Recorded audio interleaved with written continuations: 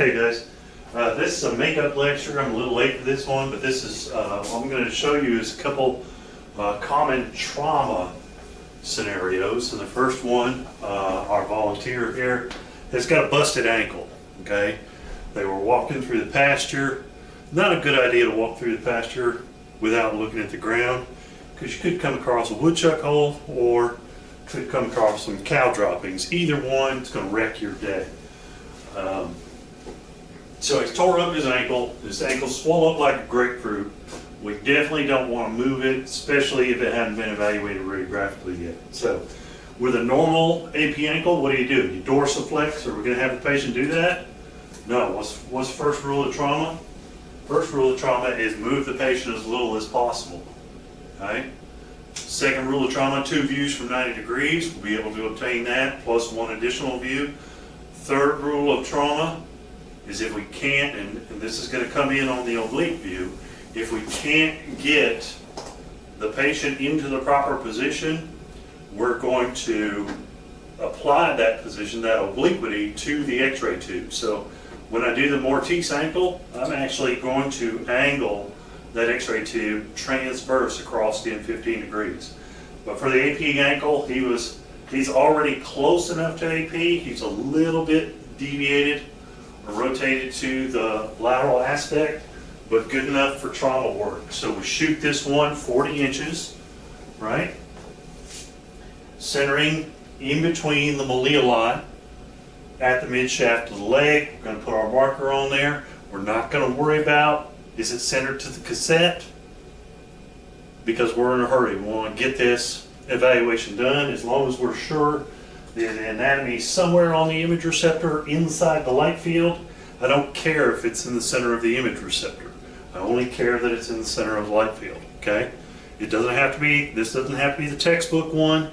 This has got to be the one that gets done quick and results get back to the ER doctor quick. Now, in order to trade this out, okay, I suspect injury at the ankle, so I'm going to support at the foot and I'm going to support underneath the calf, and I'm going to lift evenly, and if I have a helper, the helper is going to swap out the cassettes, okay?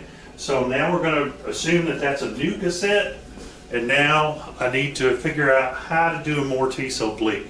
So that's that third rule. We can't move the body part, but we'll sacrifice the relationship between the central ray and the image receptor, but we'll maintain the relationship to the central ray and the anatomy. So if he was non-trauma, what would I do for a Mortise? I would turn his toes in like A, which is, now look at that, the central ray is basically coming in at an oblique of about 15 degrees off the mid-sagittal plane. So what I want to do is imagine that, and keep the central ray to the body part. Now it's a vertical central ray, but if I roll him back to the position he's in, that shows me the direction of the central ray that I need, and that's what you have to visualize when you're doing trauma radiography. So for our trauma Mortise, we're going to back this x-ray tube up so it's off center to him. It's not coming straight down. And then we're going to kick a little transverse angle, 15 degrees transverse across that ankle joint. And that's a nice trauma Mortise. Now, are you going to get some elongation with this? Yeah, absolutely. His ankle is going to be distorted in that transverse plane just a little bit. You'll see that in particular, the tibia looks a little fat on this version of the radiograph. Fibula, not so much, but the tibia's got more girth to it, side to side, left to right, lateral to medial anyway, and so it expands just that much more with that angle that we've applied. So it's 15 degrees in the transverse plane, substituting for obliquing the patient's foot 15 degrees. That is the appropriate adjustment for a trauma ankle Mortise view, because again, I've been able to do this now without moving the body part. So I was able to uphold rule number 1, okay? And then our final one for that ankle series Now we're just going to back the portal up, get it to a horizontal beam.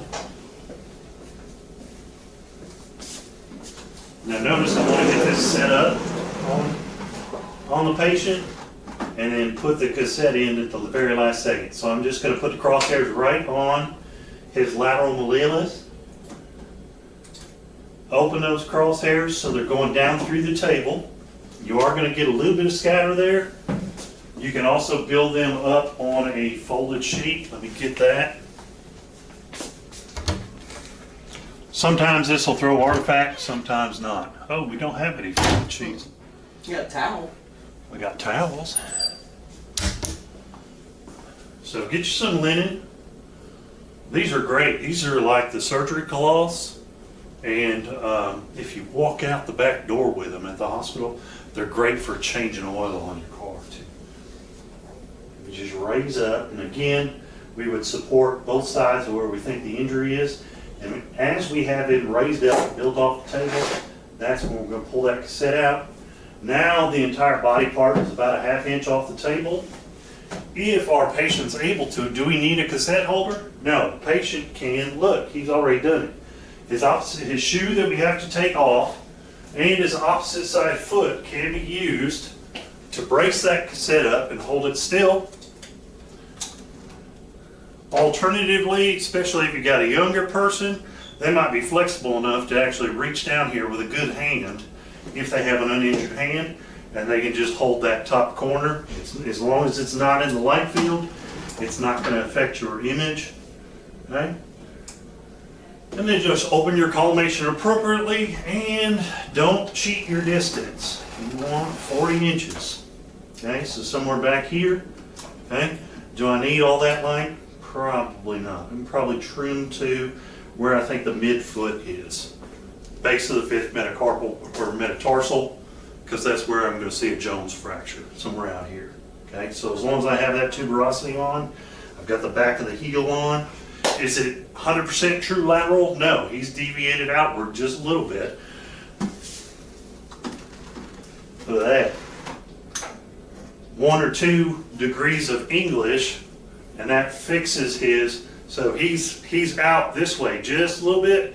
Well, if I angle up, now I'm coming in perpendicular, and it is a true lateral again. So you can just watch where your patient is, how your patient's lying, okay?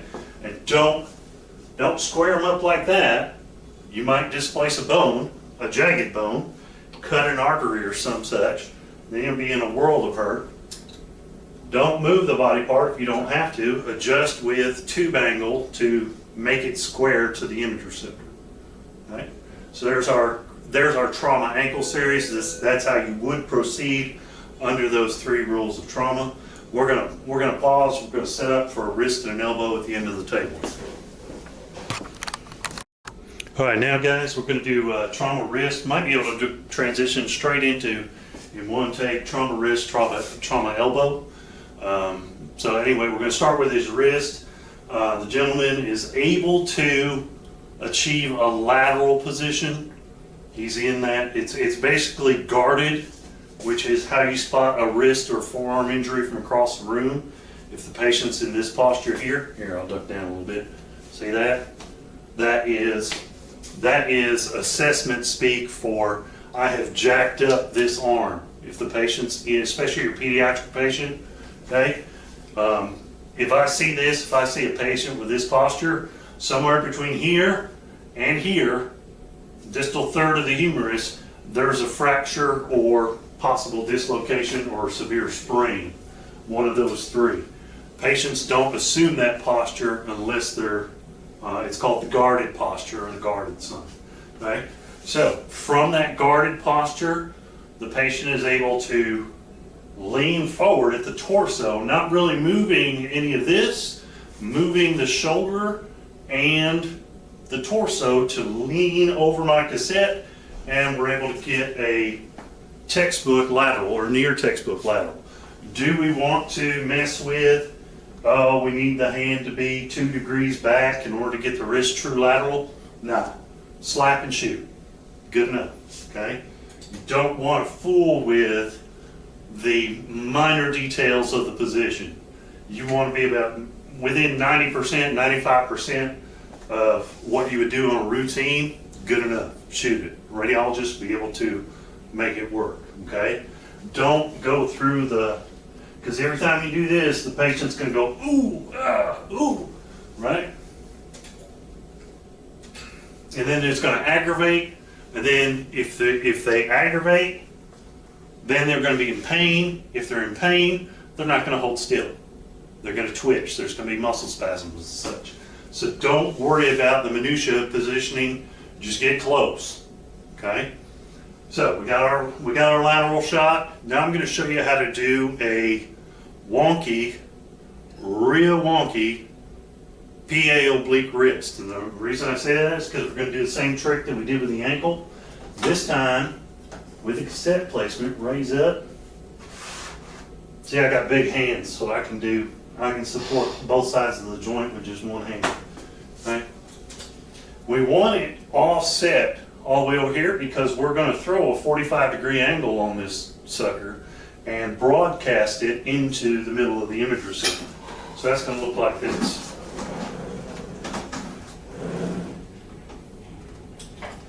About like yay. Then you got to just make sure the marker stays outside of the shadow. And what that'll do is it'll throw the wrist anatomy over to the middle of the image receptor, and it'll be a rough PA oblique, okay?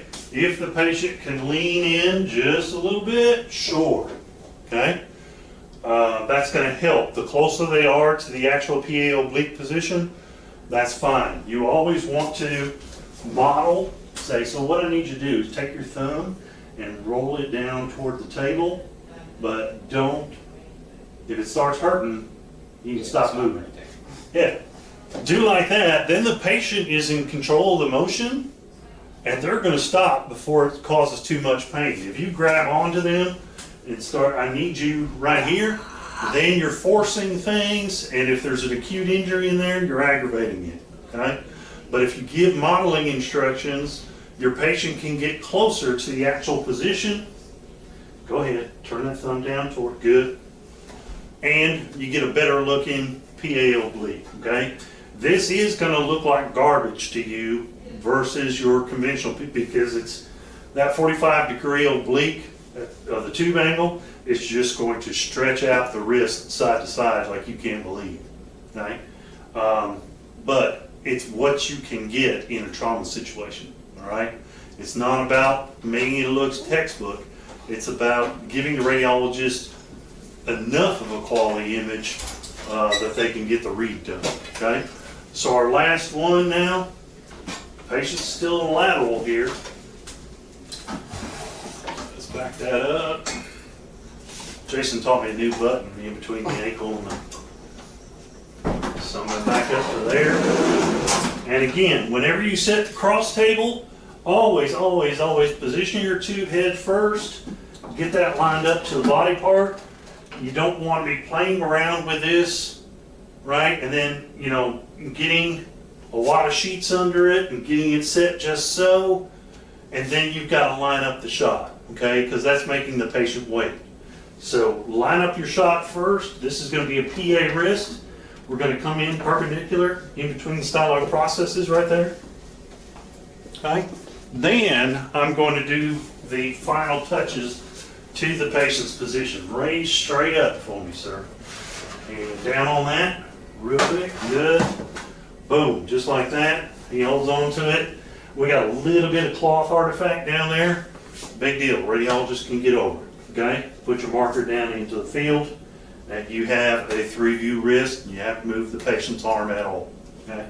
Let's transition into the elbow, because we're close to there, okay? If I'm going to a lateral elbow, now I'm going to have the patient stand up and lean over the table. Come on. What I'm going to do is tuck, keep just like that. Remember, you can't move. Oh, yeah. And we're going to chicken wing this thing. And his humerus is barely long enough. Just like that. And then I just roll down here and grab that. Now, notice that's not on the image receptor, so we bring it up, build it up. Boom. Now his elbow and lateral on the image receptor. So if you're doing a forearm series, if you're doing an trauma elbow series, between this, we've got a PA wrist down here, same pose, just move your center down to the elbow joint, you've got a lateral elbow, okay? Good enough. Yeah, is this thumb supposed to be pointing out toward, yeah, we're not gonna do that. We're not gonna do a wrist manipulation here. So that's gonna be a good lateral elbow. Just watch for that epicondylar line. I'm on his epicondyle over here. I think I'm on the epicondyle over there. You want to come in, you just gotta get that tube head so it's coming in perpendicular right through those epicondyles, and you'll get a decent trauma elbow, okay? This one is a good one. A second good one for a cross-table lateral trauma elbow, patient laying flat on their back, okay? Have them, instruct them to point their fingertips toward the ceiling of the room, and then you know that you've got them in a true lateral right there, and just put the cassette right down there. If you're trying to do the oblique thing and it's on the flank of the rib cage like this, you're not going to get the tube angle right, and it's not going to look like, it's going to look like an oblique elbow, not a true lateral. Okay. All right. So we've got our lateral elbow. Now we need to get the APs, and the way that you do the APs, I told you this back in October. Okay. He's already in position for the one. Raise up. Now turn your head that way. Good. And lean back just a little bit. You good? You can get a chair? Love it. Okay. That's number one. That's going to give us the forearm anatomy. Number two, take a knee. Now put the point of your elbow about here. Yeah. Fingertips toward the ceiling. And now humerus anatomy. Notice how I don't care about the orientation of the cassette. Okay. Slap and shoot. Get the anatomy demonstrated properly on the extra. Don't worry about, here, raise up. Nobody cares about that. What we care is we get the shot, we get it quick. We don't care about the aesthetics. So if you shove it under there, catty corner, don't go back and adjust it, just shoot it. It'll be fine. The radiologist will read it, they won't fuss at you, especially if they see the positive fracture, they're gonna know that the images were taken in a hurry, okay? So there you go. Can you relax, sir? So the whole time, maybe for that elbow, I had him roll his wrist up once just to get the two laterals, but the rest of the shots I was able to do with a patient just like this and didn't have to move their arm at all. I adjusted the tube position and such and got the rest of the projections, okay? So that's trauma radiography, that's how you proceed. I think so. I think you go.